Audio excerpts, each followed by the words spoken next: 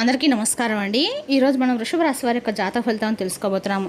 వృషభ రాశి వారికి మే 20 అనగా బుధవారం నాడు వీరి యొక్క జాతక ఫలితాలను తెలుసుకోబోతున్నాం. అయితే వృషభ రాశి వారు ఎవరైతే ఇప్పుడే కొత్తగా మన ఛానల్ చూస్తున్నారో దయచేసి ఛానల్ సబ్స్క్రైబ్ చేసుకొని వీడియోకి లైక్ చేసి సపోర్ట్ చేయడం మాత్రం మర్చిపోకండి. మరి వీడియోని ఎక్కడ కూడా స్క్రిప్ట్ చేయకుండా చివరి చూసినట్లయితే మీకైతే పూర్తిగా అర్థమవుతుంది. రేపటి రోజున మీ యొక్క రాశి ఫలితాల ప్రకారం మీకు ఏ విధంగా ఉండబోతుందో తప్పకుండా తెలుసుకుందాము. మరి అంతకన్నా ముందుగా ప్రతి ఒక్కరికి కూడా ఏదో సమస్య ఉంటుందండి. సమస్యలు అంటే ఉండదు కదా, అంటే ఆ సమస్యల పరిష్కారం కోసం ఎక్కడెక్కడికో వెళ్ళి జ్యోతిష్యం చెప్పించుకొని నిరాశ చెంది ఉంటాం. అయితే ఒకసారి మన గురుగారిని సంప్రదించి ఉండండి. శ్రీ వారాహిదేవి జ్యోతిష్యాలయము. మన గురుగారు అఘోర తాంత్రికతో స్త్రీ పురుష వశీకరణ చేస్తారు. ప్రత్యేకమైన పూజలు చేసి భార్యాభర్తల సమస్యలు, మానసిక సమస్యలు, ప్రేమ పెళ్లి సమస్యలు, చెడు ప్రయోగాల నివారణ 100% చేస్తారు. దూర ప్రాంతం ఉన్న వారికి ఫోన్ కాల్ ద్వారా ప్రతి ఒక్క సమస్యకి ఖచ్చితమైన పరిష్కారం చెప్తారండి. మీరు కొనుక్కున్న స్త్రీ కానుకుంటున్నారా, మీరు కొనుక్కున్న పురుషుడు కానుకుంటున్నారా? అయితే ఒక్కసారి మన గురుగారిని సంప్రదించి చూడండి. మన గురుగారి పేరు వచ్చి శివసిద్ధిరాజు గారు అండి. మీరు సంప్రదించిన ఫోన్ నెంబర్ 9764639967. చాలా నమ్మకమైన గురుగారు. మన గురుగారు ప్రతి ఒక్క సమస్యకి విత్ ఇన్ డేస్లో పరిష్కారం చెప్తారండి. సమస్య మీది పరిష్కారం మాత్రం ఖచ్చితంగా మన గురుగారి దగ్గర అయితే కలదు. ఒక్కసారి నమ్మకంతో ప్రయత్నించుకోండి. ఇక వివరాలకు వస్తే కనుక ఈ రాశివారి దినఫలిత ప్రకారము రేపటి రోజున సరిగ్గా 9:30 లోపు అవ్వకముందే కూడా మీరు బాగా ఎక్కువగా ఇష్టపడినటువంటి ఒక ప్రాణబంధమైనటువంటి బంధాన్ని మీరు దూరం చేసుకోబోతున్నారు. మరి ఆ బంధం విడిపోవడానికి మీ నుండి దూరం కావడానికి కారణం ఏంటో తెలిస్తే మీరు నిజంగా ఆశ్చర్యపోక తప్పదండి. అసలు రేపు రాత్రి 9:30 లోపు ఏం జరగబోతుంది? మరి అంతటి బలమైనటువంటి బంధంలో ఏదైనటువంటి మార్పు ఎందుకు జరుగుతుంది అంటే తెలియనటువంటి మీ బంధానికి తెలియనటువంటి నరదృష్టి, అలాగే మీలో మీరు ఎందుకలా భద్రశత్రులుగా మారి విడిపోయేంత డెసిషన్స్ తీసుకోవడానికి కలిగినటువంటి కారణం ఏమిటి అనేది పూర్తిగా తెలుసుకునే ప్రయత్నం చేద్దాం. మీరు ఎవరినైనా ప్రేమిస్తే కానీ లేదా ఒక బంధాన్ని నమ్మితే మీ యొక్క సర్వస్వాన్ని కూడా దారిపోస్తారండి. పైకి మీరు ఎంత గంభీరంగా కనిపించినా లోపల మాత్రం అంటే పందాల కోసం కాకుండా ఎంతకైనా తెగిస్తారన్నమాట.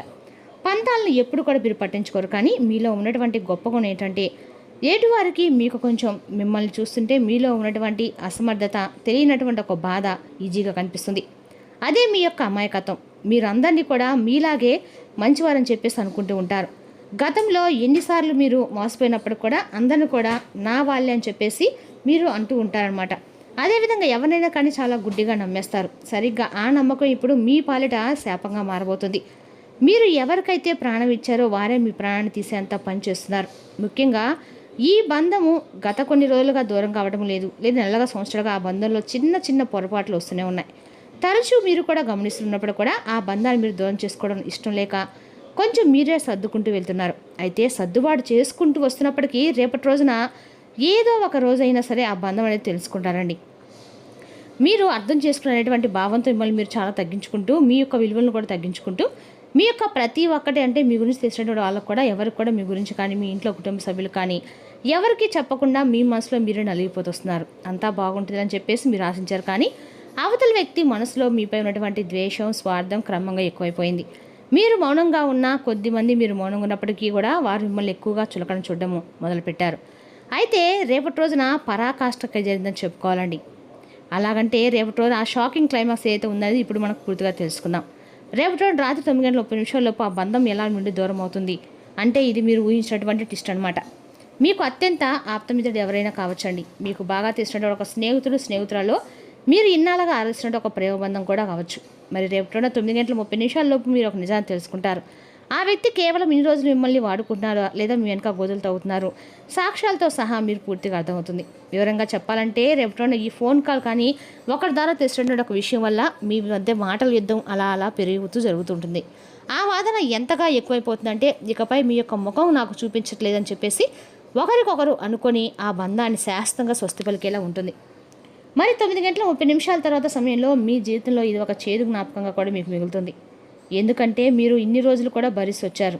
రేపటిన కాదండి, కాకపోతే తర్వాత అయినా వస్తుందని చెప్పేసి మీరు బలంగా నమ్మారు. కానీ మీ కృషికి మీరు అన్ని రోజులు పట్టినటువంటి ఓర్పుకి వారు ఇచ్చినటువంటి విలువ ఏమాత్రం లేదు.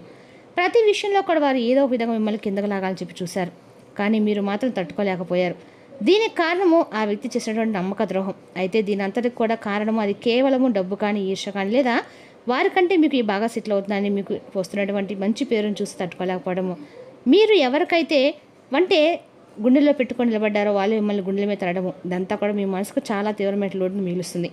అయితే ఆ వ్యక్తి మీ పతనాన్ని కోరుకుంటూ కొంతమంది శత్రులతో సైతం చేతులు కలిపి మీకు మీ మనసుతో ఆడుకుంటున్నారు అనమాట. అయితే గుర్తుపెట్టుకోండి, మీరు బాధపడిన అవసరం అయితే లేదండి. ఎందుకంటే మీరు అని ఫేస్ చేస్తూ ఉన్నటువంటి గొప్ప వీరులు.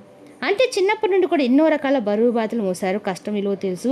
అలాగే ఏ సమయంలో ఎలా సమన్వయ పాలనతో ఉండాలి, ఏ కష్టాన్ని ఎలా మనం ఎదుర్కోవాలి, ఎలా ఫేస్ చేయాలి, ఏ సమస్య వస్తే మనం ఎలా నిలబడాలి అనేది మీకు బాగా తెలుసు.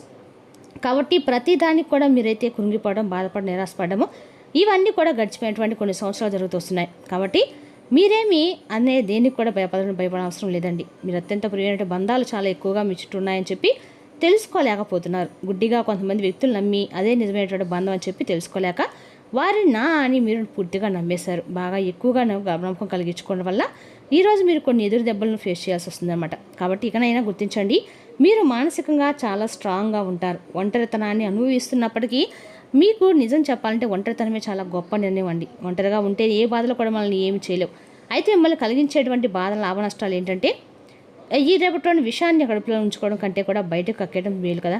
మరి ఆ బంధం అనేది దూరం కావడం వల్ల కూడా మీకు పెద్దగా నష్టం అయితే ఏమీ లేదండి. మీకు అంతా అపకారమే జరుగుతుంది.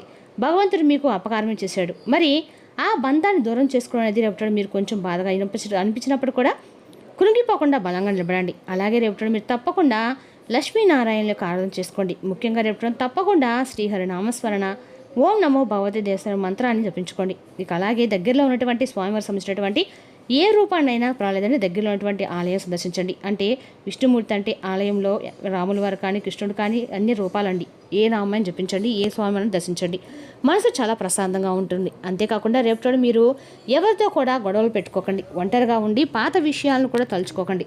మీకు బాగా నచ్చినటువంటి ఏదైనా ప్రదేశానికి వెళ్ళటం కానీ, లేదంటే సంగీతం వినడం కానీ, లేదంటే ఎవరితోనైనా కానీ మీకు బాగా నచ్చినటువంటి వ్యక్తితో కాసేపు టైం అనేది స్పెండ్ చేయండి. ఆ వ్యక్తులను క్షమించి విడిచేయండి. పగ పెంచుకోకండి. పగ మిమ్మల్ని మరింత ఎక్కువగా కృంగదీస్తుంది. కాబట్టి ఆ బంధం అనేది మీ నుండి దూరం అయిందంటే మీరు అది దైవబలం అనే దైవ సంకల్పం. కాబట్టి మీ మనస్తనానికి కూడా ఒక హద్దు ఉంటుంది కదా. భగవంతుడు మిమ్మల్ని రక్షించని చెప్పి గుర్తుపెట్టుకోండి. గడిచిన కాలం అయితే మరలా రాదండి. వెళ్ళిపోయినటువంటి మనుషులు కూడా మన జీవితంలోకి రానవసరం లేదు కదా. కాబట్టి ఈ పరిణామం మీ కళ్ళ ముందు తెరిపించడానికి భగవంతుడితో పాటు ప్రకృతి చేస్తున్నటువంటి ఒక ప్రయత్నం. కాబట్టి ఈ ప్రయత్నాన్ని మీరు కూడా స్వాగతించండి. ఇక ఒక కొత్త ఉదయం అనేది తర్వాత మీ లైఫ్లో స్టార్ట్ అవుతుందండి. దానికోసం మీరు వేచి చూడండి. అంతేకాదండి, రేపటిలోనే కొంచెం అప్రమత్తంగా కూడా ఉండాలి. బయటకు వెళ్ళడానికి కొంచెం అంటే ఏదైనా మీకు బాగా నచ్చినటువంటి ప్లేస్లను కానీ, అలాగే బయటకు వెళ్ళి కాసేపు ప్రకృతితో గడపడానికి సమయాన్ని కేటాయించండి. నూతన వ్యక్తుల యొక్క పరిచయాలు ఏర్పడవచ్చు. కొంచెం జాగ్రత్తగా ఉండటం చాలా మంచిది. ఇక రేపటిలోనే అంతే కదండి, మీరు బయటకు వెళ్ళే ముందు కొంచెం ఏదైనా కానీ తెలియనటువంటి వ్యక్తులతో మీకు సంబంధించినటువంటి విషయాలను, మ్యాటర్స్ ఏది కూడా షేర్ చేసుకోకండి. అలాగే ఇంకా చెప్పండి, రేపటి మీరు తప్పకుండా ఖచ్చితంగా కూడా మీరు విష్ణు ఆరాధన చేసుకోండి. మీలో తెలియనటువంటి ధైర్యం ఏర్పడుతుంది. అలాగే మీ మనసు కూడా ఎంతో ఊరటించేలాగా భగవంతుని అనుగ్రహం మీకు లభిస్తుంది. తప్పకుండా భగవంతుని యొక్క అనుగ్రహం పొందండి. ఇక రేపటి మీరు ప్రయాణం చేస్తున్నటువంటి దిక్కు బాగా కలిసి వచ్చేటువంటి దిక్కు వచ్చేసి మీకు తూర్పు దిక్కు ప్రయాణం అనేది బాగా విశేషంగా ఉంటుంది. అలాగే అదృష్టం అనే రకాలు కూడా మీరు రేపటి ఆకుపచ్చ రంగు. అలాగే రేపటి మీకు చాలా అదృష్టంగా సాధన కనిపించినప్పటికీ ఈ రంగులతో ఉన్నటువంటి దుస్తులతో మీరు బయటకు వెళ్ళడం వల్ల మీకు అన్ని పనులు కూడా సకాలంలో అయితే పూర్తవుతాయి, జరిగినట్లుగా మీ మనసు కూడా అనిపిస్తుంది. అలాగే రేపటి మీరు తప్పకుండా సాయంత్రము నువ్వుల నూనెతో శ్రీ మహావిష్ణువు ముందు దీపాన్ని వెలిగించండి. కాస్త ఆవునయ్యి ఉంటే ఆవునయ్యి, లేకపోతే నువ్వుల నూనె అండి. అలాగే ఖచ్చితంగా పచ్చ పేపర్లు కానీ ఆకుకూరలు కానీ దానంగా ఎవరికైనా ఇవ్వండి. ఇక పక్షులకి గింజలు వేయటము ఈ ఎండాకాలంలో ద్రాహానికి అంటే ఎక్కడైనా సరే చలివేంద్రం లాంటివి మీరు ఏర్పడినట్లయితే మీకున్న కర్రలు అనేది ఖచ్చితంగా తగ్గుతాయండి. రేపటి ఎవరికైనా కానీ పేదవారికి ఒక్కసారైనా ఒకరికైనా సహాయం చేయడం వల్ల కొండంత ఫలితం మీకు తప్పకుండా కలుగుతుంది. అలాగే రేపటి శుభ సమయం వచ్చేసి ఉదయం 9:30 నుండి 11 గంటల వరకు అండి. మీ జీవితంలో రేపటిన శుభ సమయం అనే చెప్పుకోవచ్చు. ఆరోగ్య విషయంలో కూడా రేపటి కొంచెం జాగ్రత్తగా అయితే ఉండాలి.